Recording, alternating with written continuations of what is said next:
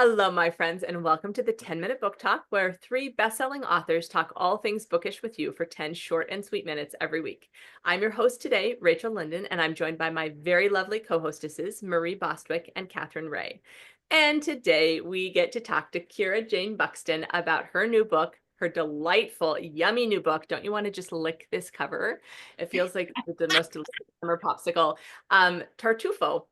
So Kira, welcome. We're so happy to have you with us. We're excited about your book. I loved it. I just thought it was like a delight.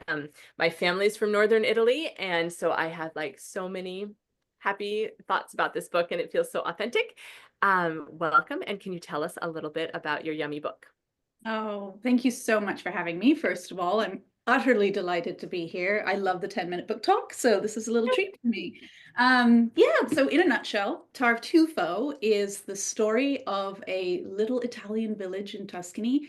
They are kind of in debt and in dire straits. It's one of those situations where a lot of the younger population has gone off to make money elsewhere, and so the population that's left is kind of struggling.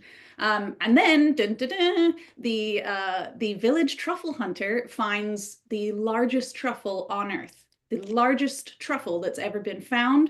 And the big question is this going to be a good thing for the village? Is this going to be a blessing, or is it going to be a great big stinking curse? And so, yeah, it's a joyful book. It's a love letter and a paean to Tuscany, and also my excuse to nerd out about truffles. So. And I should tell you my favorite descriptions of it. Oh my goodness, these are so lovely. It's been described as a warm hug from your nana, and it's also been described as sunshine in book form, which is kind of the nicest thing you could hope Okay, for. so everybody needs both of those things in their lives. So right there, Exactly. Let's just go. Everyone go out and buy it immediately. Well, and you were saying, like, don't you just, I mean, I laughed inappropriately as I am wont to do, when you said, don't you just want to lick this cover? But it's true. It's like a box of candy. It is a yummy, yummy cover. And it just, like, you're just going to hug that book to you when you get in the store and say, I'm not leaving without this. And I know, even if you knew nothing about it, it's just, it's very, you just want it. So anyway. Okay, I have an actual question. Let's get to that. So I understand you have quite a unique connection to Italy that we might not know just by looking at you and listening to you talk. So tell us a little more about that and how that plays into the story. Yeah, thank you for asking. Yes, I do. So I didn't grow up in Italy by any measure. I grew up in really exciting places, actually. I grew up in Jakarta, Indonesia, and Singapore, and Ulsan in Korea, and Texas, and cool places. But there was always this real transience. We moved around a lot. So 30 years ago, my mom had been like editing an article in a magazine, and this woman had said she had found roots. She also had had an expat lifestyle, but had found roots in this little Italian village where they bought a house. So as a family, we up and went, and we found a beautiful place, and we bought it, kind of, without really knowing much. And so there's like 30 years of memories there of going back and fixing up the house, and trying to figure out who was eating my dad's vegetable garden for a long time. Turned out it was the cingale, the wild boar, which he was sort of inadvertently feeding. So really cute about that, especially as animal lovers.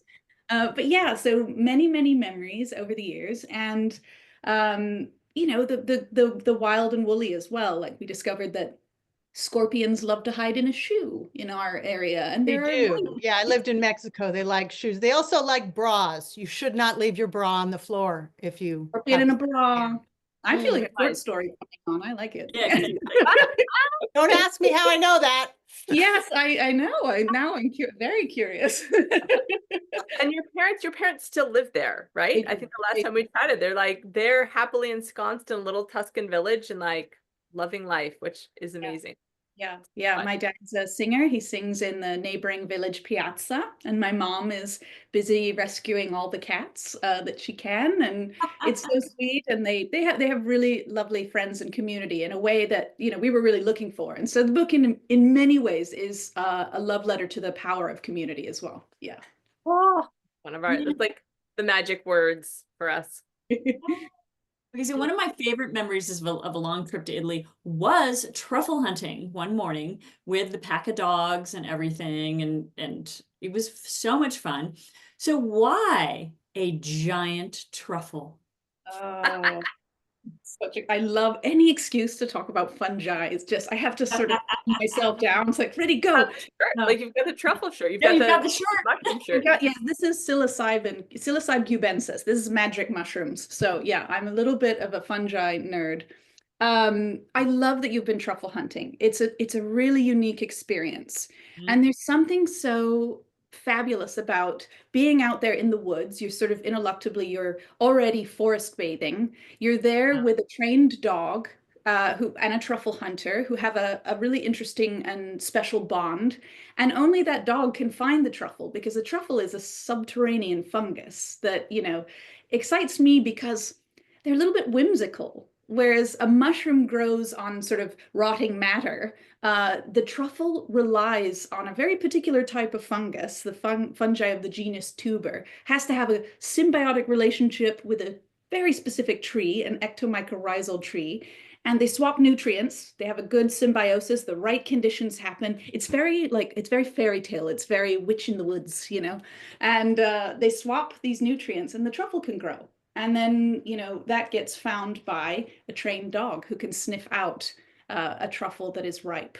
And so for me, I just find them so interesting that it's this really pungent, smelly, subterranean fungus that we go berserk over. Berserk. Right, berserk. And people either love them or don't. I love them. I love them. I love them. And I love this kind of Byzantine journey they have from the dirt that they sometimes get flown across the world to be on the plate at a Michelin star restaurant. Exactly. And this is to me very much nature's rag to riches story. And I'm just a bit obsessed. I'm obsessed. I'm an absolute truffle pig. Yeah. And they're not even beautiful. Like they're weird and wrinkly and you're right. And then they're so highly prized. It's a beautiful thing. It's they're not beautiful. I've been hoping for a truffle emoji, but I might be waiting for a while. Yeah. Emoji. I love that. Do you like truffles? All right. What's that? I don't know if you said if you like truffles. Do you, Rachel? Do you like yes, truffles? I adore truffles. Oh yes. Okay. Oh yes, absolutely. I would love, we're all truffle lovers here. And I would love to go truffle hunting someday. So new goal. All right. So something that is obviously coming across in our interview that also comes across in both of your books is humor, that you are a master at humor and you use a lot of humor. And I'm curious, I would love to hear why. Like, what does humor convey to you? Why are you using it? Why are you choosing it? Why do you turn to that in your book so successfully? That's such a lovely question. I think well, one of my favorite rants, usually a drunken rant, is nobody takes humor seriously. But I think, what I'm trying to get at is that certainly for me, humor has been a life raft. I think, all my bones are funny bones. It has been time and time again, I go to humor to process complex emotion, to feel better, to gain distance from any sort of difficult situation. My first book, I wrote about the apocalypse in a funny way. And it was, the idea is to explore, more of a difficult subject matter, but have sort of a levity and sort of almost like a rising above it. And I think humor affords us that. I think it's a coping mechanism. And I think for me, I go to humor time and time again to survive difficult things, I think, and to find different ways of framing things that have happened in my life. I really, one of my favorite art forms is stand-up comedy. It's not something I've done, but something I love. And I sort of, for a long time, I would drive in my car and I'd listen to either stand-up or I got my car has a CD player in it. And I would have that, either stand-up comedy or crow calls, because I'm really into nature. So those sort of two things are so bizarre. But, it's this... I have to hang out with you more. I know. Like, wait a minute. All right. This chick is great. We So- got to hang out. Yeah, but I think it's a life raft, and I think if you can make someone laugh, you sort of, it's a shortcut to the heart. I think it's a salve, it's a balm, I think there's a lot of beauty in humor. Yeah, as long as it's kind. I think you punch up, kindness, not cruelty and humor. That's something I'm not really for. Yeah. I love that, punching up. I love it. Well, this has been just utterly delightful, deliciously lickable, wonderful book. The cover is just a little taste of what's on the inside. So you don't just want the cover, you take the cover and then you get all this goodness inside as well. The good stuff inside. All the good stuff inside. All right. So Kira, thank you for being with us today. I'm going to ask you the question we ask all of our authors, and that is, what is bringing you joy today? Oh, well, for me, I mean, we've had here in Seattle, we've had a few days of sunshine, and starting to see little tiny glimmers of the signs of spring.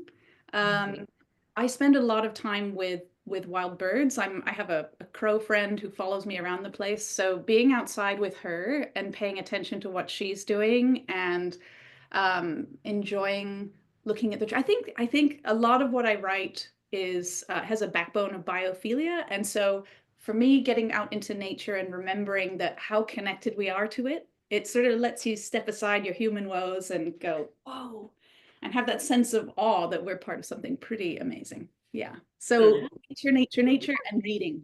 That's my answer. Nature and reading. Those are like two of my very favorite things on earth. So love that so much. Okay, friends, if you are looking for something funny, if you are looking for something heartwarming, if you are looking for something delicious, if you like truffles, if you like Italy, and frankly, who does not, this is the book for you. Go out in these times. It's going to be a balm and a salve to your heart, and you're going to enjoy every minute of it. So thank you so much, Kira, for being with us. Thank you, viewers and listeners, for being with us. Join us next week for more 10-minute book talk fun, and we'll see you soon. Bye. Bye.